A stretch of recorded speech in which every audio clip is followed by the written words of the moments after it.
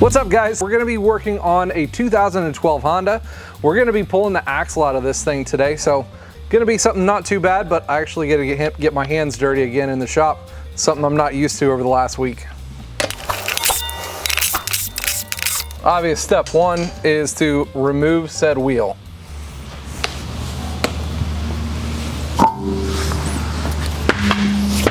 Next, we're going to need to get our brake caliper up out of the way because we're going to need to get our entire spindle kind of loosened up from all our suspension components to get it up out of the way to be able to get our axle pushed through the backhand side. So we need to get our caliper off the back here first. I don't have enough sockets over here. All right, so before we rip off our caliper, we're going to want to loosen up our hose, and we've got something to be able to hang it with there, because we don't want to be hanging this heavy caliper from the brake hose and possibly ripping that out as well.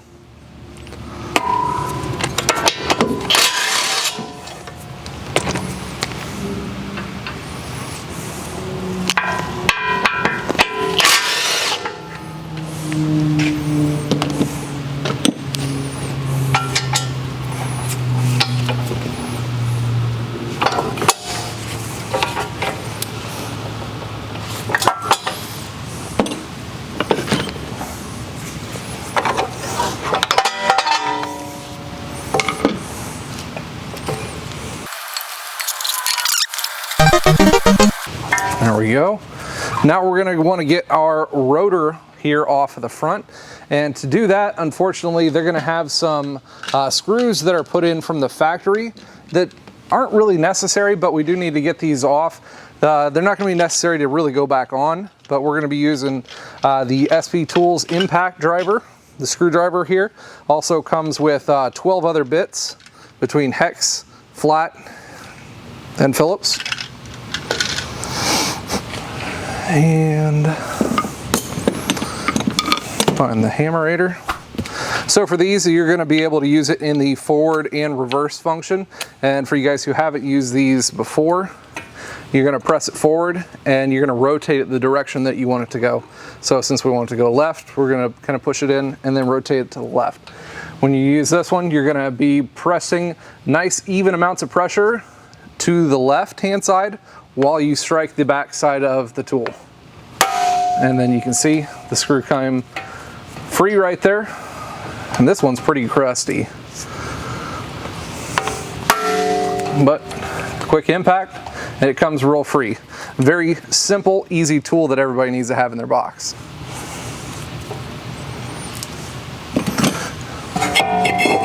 And that never happens in Ohio, just letting you know. Rotors don't come off that easy. Southern things.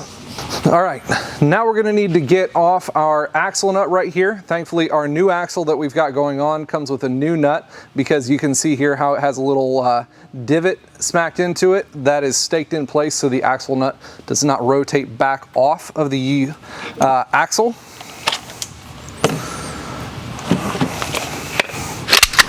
So to be able to get this one off, we've got our 36 millimeter socket, 3/4 inch drive impact.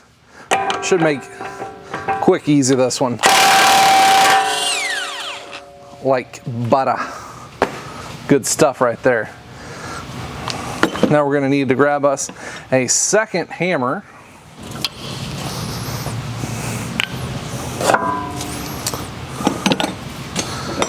Quick, easy tech tip for you guys. If you have one of your axles that are stuck into the hub unit, we don't want to be mushrooming out the end of the axle right here, especially if you're wanting to reuse it, the axle. In this circumstance, we're not reusing it, but I still wanted to be able to show it to you. You're going to get two hammers. One of them has to be a ball peen with a rounded end, and you can see how you kind of have a centering point to these axles. You're going to place that one right into the middle of that one right there. So when you smack it with a second hammer, it is not going to mushroom out the outside edges of your axle.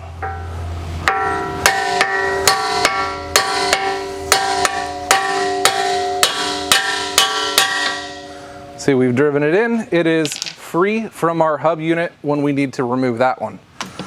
So that part, hard part there is done. Now what we're gonna have to do is free our spindle assembly from the strut and the lower control arm. So we're going to start needing to take our lower suspension bolts off here. Lower bolt out here, 17s on either side, and then our pinch bolt at the upper portion of the wishbone there as well.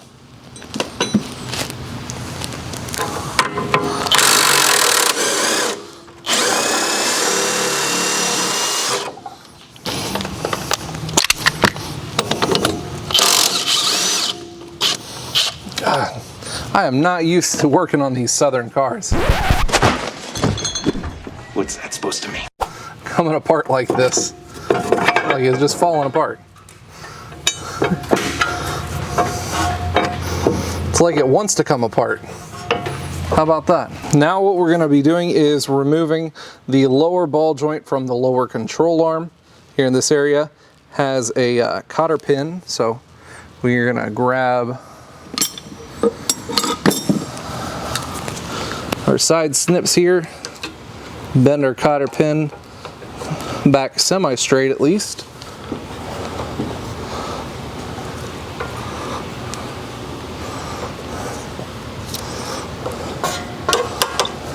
And then you're going to use your side cuts as a lever, pinch and pull as it's coming out.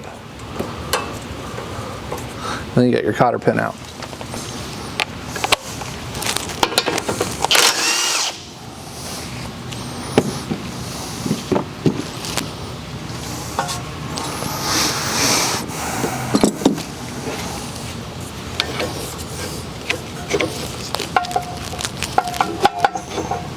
Of course, it won't come apart too easy.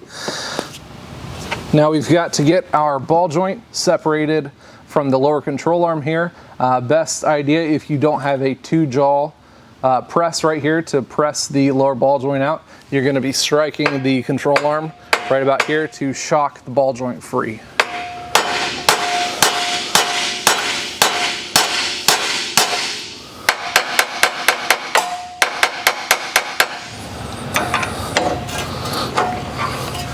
We're able to move it there. To pry that about. And now you can see that our entire spindle is loose from the axle.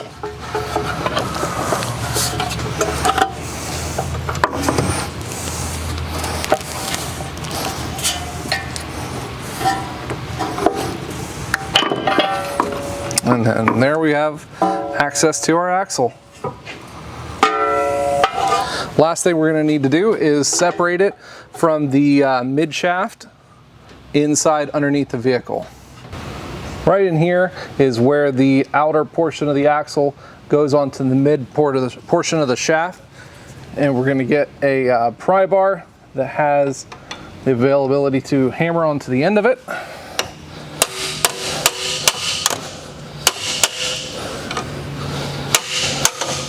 And then that has our axle loose from the inside portion of it.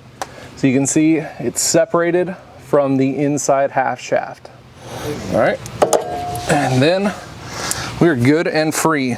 And then we do have quite a bit of looseness on our inside portion CV, so I think that's where our issue is going to be mostly.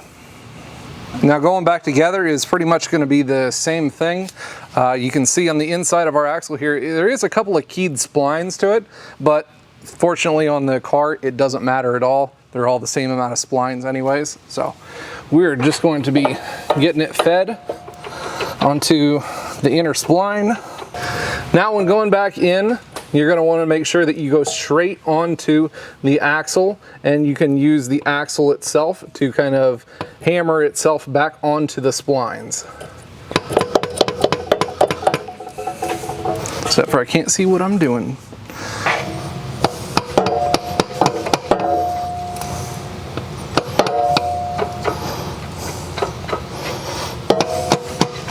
All right, like that. So we've got the inner seated, and now our outer will be able to pull our spindle back out, seat it back into this area.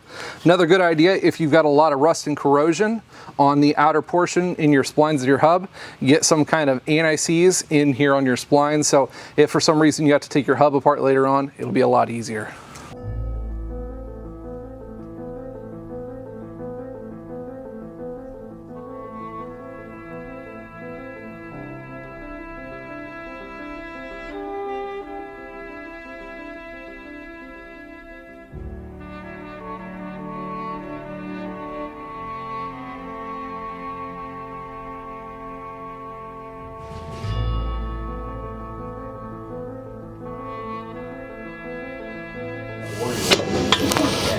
Yep.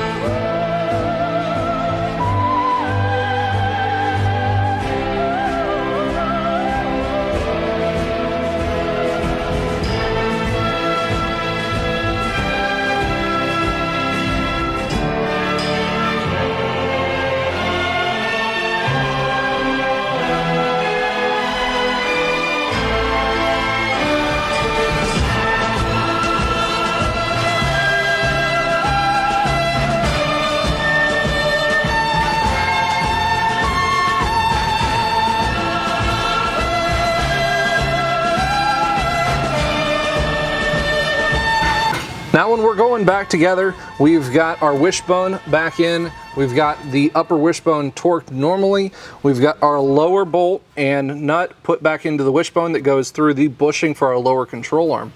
Now one thing that you're going to want to make sure you do is not to tighten this one right away because of that bushing that's in the lower control arm.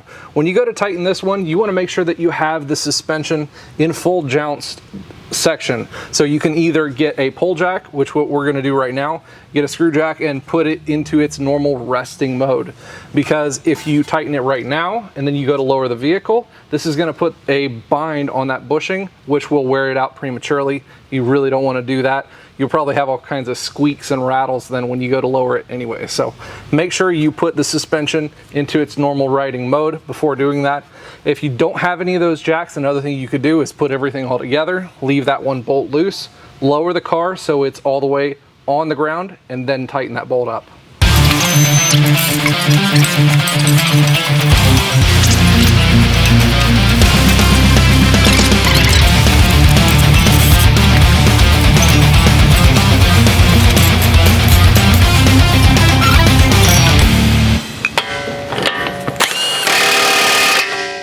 After torquing down your nut for the end of the axle, you have that little divot in the front end of your axle. That is what you're going to need to stake down with a chisel. That's what we've got right here. You're going to want to do that because under heavy braking conditions or rocking back and forth, this nut may want to reverse back out. Not a good thing. And you can see there that we have it staked into place, so that nut is going nowhere. Where are you going? You're going nowhere. All right, let's get the rotor. Rotor. Here I am.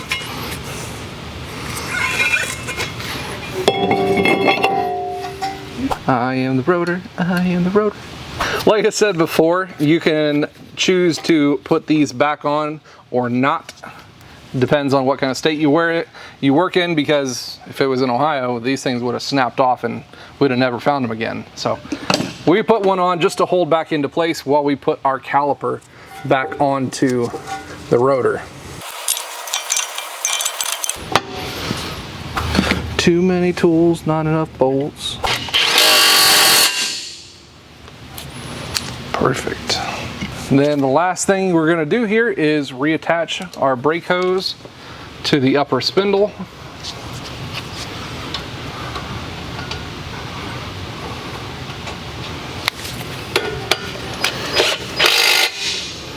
Good to go. Now we are all reassembled. The last thing you want to make sure before you kind of slap everything together and put your wheel back on is, since we had like our caliper sitting against our backing plate here, we're going to want to make sure that it's not touching our rotor, causing a scraping condition down the road. So we sound like we're good to go and not scraping anything. Yep, good. Now we're going to go ahead and put our wheel back on.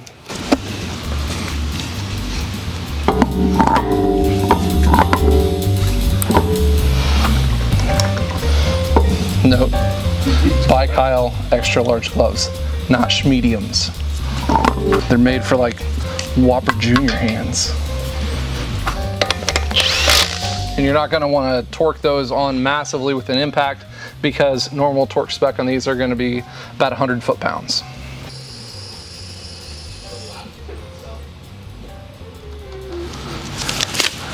Now that we've got everything all torqued down on the vehicle, now of course what you're going to need to do is go and test drive it, because verifying your repair is definitely the most important part of the fix. So we're going to have Mr. Bill go for a test drive, make sure everything's fixed up, but looks like we're all done with the little axle project here today.